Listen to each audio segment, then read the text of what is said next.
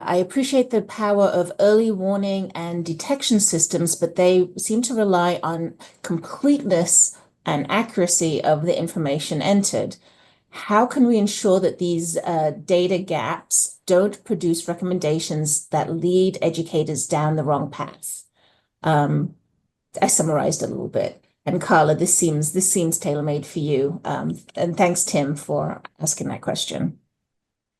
I think a big part of making sure things are staying as accurate as possible is to do all that you can to make sure that the data is good. There's a lot of work that we did at Infinite Campus with our early warning system to ensure that values were mapped and we had consistency across things that needed to have consistency so that we would have as accurate and complete and correct data that was possible. We also included a lot of tools that would allow the districts in the state to sort of audit that and say, there is incomplete stuff here, there is stuff that seems wrong here, so that they could go back and do some cleanup in areas where things were not potentially not quite right. So there are a lot of things you can do to kind of help have guardrails on that to keep things as accurate as possible. But you're right, there is always going to be some unfortunately wrong data or misleading data that's there. We did lots of testing, and Dan maybe can actually speak to this quite a bit because he was very much involved in that. We had success rates with that accuracy that was quite high when we were testing it. And I think that went to show that the cleaning of the data that we did and sort of the different tools that we put in place really helped to make sure we were having positive results.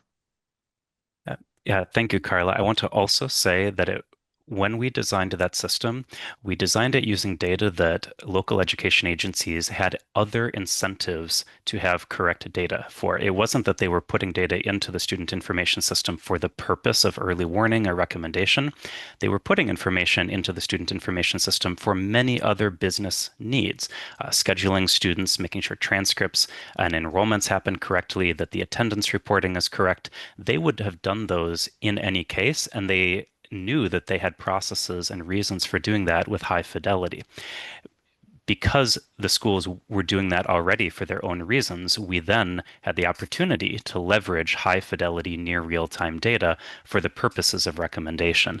But by the way, that's something that is true across the edtech sector of aligning incentives when you can get value from data that schools already are putting a lot of effort into maintaining the quality of.